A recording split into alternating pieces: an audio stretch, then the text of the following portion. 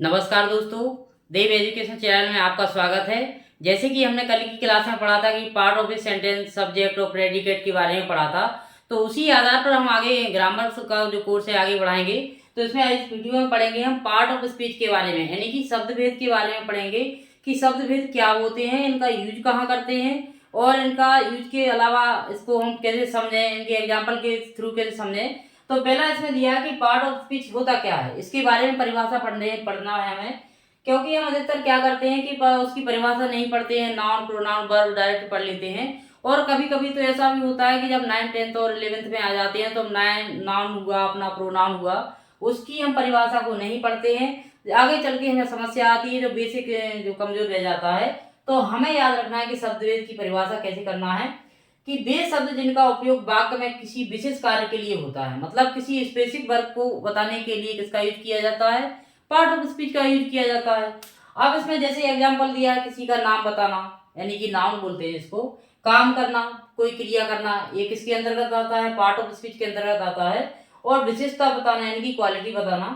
जोड़ना या फिर किसी भावना को व्यक्त करना, मतलब किसी भावना को व्यक्त करें, जोड़ने का काम करें वाक्य में कई शब्दों को, और साथ में ये भी करें कि किसी का नाम बताएं या क्वालिटी दिखाएं।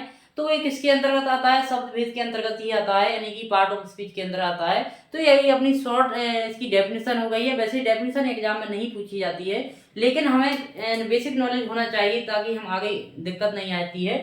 तो इसमें एग्जाम्पल हम कवर करेंगे और इंग्लिश में भी इसकी परिभाषा पढ़ेंगे कि part of speech are the words use in a sentence for a specific purpose, मतलब एक विशेष उद्देश्य के लिए या विशेष कार्य के लिए जिन शब्दों का यूज हम वाक्य में करते हैं उनको हम क्या कहते हैं, पार्ट ऑफ स्पीच कहते हैं। फॉर एग्जाम्पल के थ्रू हम समझे इसमें कि सच नेमिंग, मतलब किसी का नाम बताना। शोइंग क्वालिटीज का मतलब होता है कि इसमें विशेषता बताना।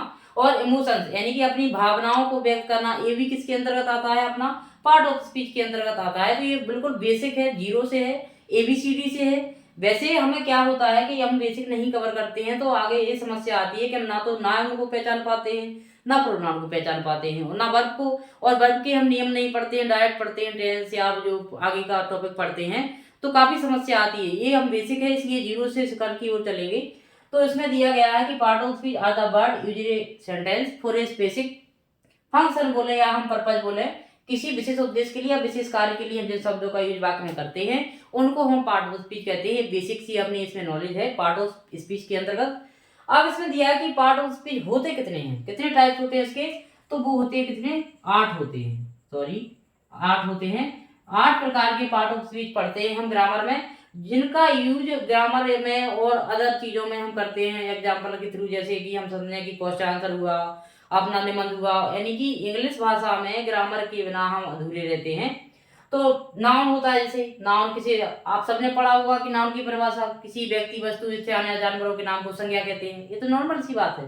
तो नाउन हुआ अपना प्रोनाउन, जैसे कि संज्ञा के स्थान पर जो शब्द प्रयोग किए जाते हैं उन्हें क्या कहते हैं, सर्वनाम कहते हैं, जैसे कि ही शिट, ही सी। अब इसमें वर्ब, वर्ब यानी क्रिया, जो हम काम करते हैं, सेंटेंस में कार्य करने का काम होता है। और इसमें एडजेक्टिव हुआ अपना विशेषण हुआ, ये भी क्या है, अपना पार्ट ऑफ स्पीच। ये क्या करता है, नाउन और प्रोनाउन की क्वालिटी को बताता है। अब क्रिया विशेषण क्या होता है, इसमें एडवर्ब भी इसका क्या है, पार्ट ऑफ स्पीच है। ये क्या है, क्रिया की क्वालिटी को बताता है। और प्रीपोजिशन ये क्या करता है, किसी नाउन या प्रोनाउन का किसी अन्य नाउन या प्रोनाउन से क्या बताता है, रिलेशन बताता है, उसको हम क्या कहते हैं, प्रीपोजिशन कहते हैं। इसका यूज भी हम आते हैं, पेपर में भी आता है, फिल करने के लिए आता है। इसमें कंजक्शन दिया है अगला, संयोजक, इसको हम क्या बोलते हैं, समुच्चयबोधक भी बोलते हैं। क्या बोलते हैं, समुच्चयबोधक अव्यय बोलते हैं। जैसे कि हम सो दैट का यूज पढ़ते हैं, एंड का पढ़ते हैं, बट का पढ़ते हैं, ये सब के इसके अंतर्गत आता है, संयोजक के अंतर्गत आता है। और साथ में और का प्रयोग भी पढ़ते हैं, नो सूनर देन, और not only but also, either और, नाइदर नॉट, ये सब क्या है, कंजक्शन के अंतर्गत आते हैं। अब अगला है इंटरजेक्शन, ये क्या होता है, विस्मयादि बोधक। क्या होता है, विस्मयादि बोधक होता है। इसमें क्या होता है कि मतलब हम कोई वाक्य में या फिर बोलते हैं तो उसमें हर्ष खुशी की बात होती है या दुख की बात होती है या आश्चर्य की बात होती है, ऐसे शब्दों को हम क्या कहते हैं, विस्मयादि बोधक शब्द कहते हैं। लेकिन इसमें विस्मयादि बोधक को पहचान करने के लिए हम ये वाले सिंबल से हम विस्मयादि बोधक चिन्ह से हम पहचान करेंगे। तो इस वीडियो में हमने पढ़ा कि पार्ट ऑफ स्पीच की परिभाषा पढ़ी है, पार्ट ऑफ स्पीच कितने प्रकार के होते हैं, पार्ट ऑफ स्पीच का अगले वीडियो में हम प्रयोग पढ़ेंगे, एक एक से डिटेल से पढ़ेंगे और उसकी परिभाषा, उसके टाइप्स की परिभाषा, उसके एग्जाम्पल, उनका प्रयोग सब पढ़ेंगे, बेसिक से पढ़ेंगे, बिल्कुल पढ़ेंगे बेसिक से।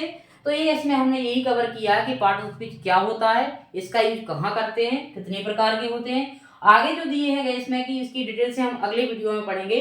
तो इसी प्रकार से हमें कवर करते जाना है। थोड़ा सा हम 1 मिनट रिवीजन कर लेते हैं इसका कि पार्ट ऑफ स्पीच क्या होता है। सबसे पहले हमें यही पता होना चाहिए कि शब्द भेद क्या होता है, यानी वाक्य के अवयव, वाक्य के अवयव वे शब्द जिनका प्रयोग हम विशेष कार्य के लिए करते हैं पार्ट ऑफ स्पीच कहलाते हैं। यदि कोई क्वेश्चन करे कि पार्ट ऑफ स्पीच क्या होता है, तो वो होता है अपना कि किसी कार्य को बताना पार्ट ऑफ स्पीच है। जैसे कि नाउन प्रोनाउन, ये नॉर्मल चीज है, कक्षा LKG में भी आ गया है, तो ये छोटी क्लासों में, तो ये बेसिक है, याद होना चाहिए। एग्जाम्पल में, एग्जाम में ये क्या होता है, लिस्ट बनाने को तो नहीं आती, लेकिन जैसे हम आंसर पैसेज पढ़ते हैं तो उसमें क्या होता है, नाउन पूछ लिया जाता है, नाउन से वर्ब बनाना पूछ लिया जाता है, या फिर कोई वर्ड अपोजिट पूछ लिया जाता है, या जो सिंगुलर प्लूरल जेंडर पूछ लिया जाता है। यही तो बेसिक है, ये बेसिक है। तो इस प्रकार से हमें याद करते जाना है। यदि आपको हमारा वीडियो अच्छा लगा तो कमेंट करें, शेयर करें और चैनल को सब्सक्राइब करें। Thank you for watching.